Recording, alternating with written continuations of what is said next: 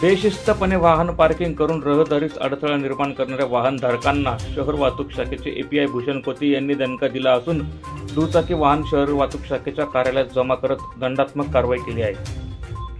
त्यांच्या या बेधडक कारवाईमुळे बेशिस्त वाहनधारकांना लगाम लागणार आहे। शहरातील गरुड कॉम्प्लेक्स परिसरात रस्त्यावर वाहन पार्किंग करून खरेदी करण्यासाठी गेलेल्या वाहनधारकांची वाहने शहर वाहतूक शाखेच्या पथकाने जमा करत शहर वाहतूक शाखेच्या कार्यालयात आणली।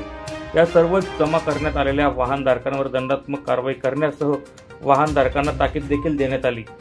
वाहनधारकांनी बेशिस्तपणे वाहन पार्किंग करू नये, अन्यथा दंडाच्या कारवाईला सामोरे जावे लागेल, असे आवाहन शहर वाहतूक शाखेचे सहाय्यक पोलीस निरीक्षक भूषण कोते यांनी केले आहे। नमस्कार, मी एपीआय भूषण रमेश कोते, शहर वाहतूक शाखा धुळे।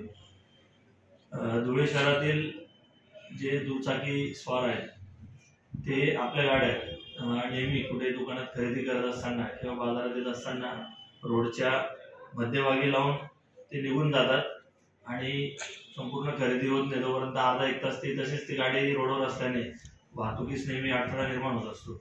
अशा गाड्यांवर आपण नेहमी दंड टाकत होतो, परंतु याचा प्रभाव त्या वाहन चालकांवर होत नव्हता। त्यामुळे आज आम्ही आमच्या स्टाफसह एक मोहीम हाती घेतली। त्यात असे सर्व बेशिस्त वाहन चालक जे आपल्या गाड्या रोडवर पार्क करून गेले होते अशा सर्वांच्या गाड्या आम्ही वाहतूक शाखा इथे आणून जमा केल्या आहेत।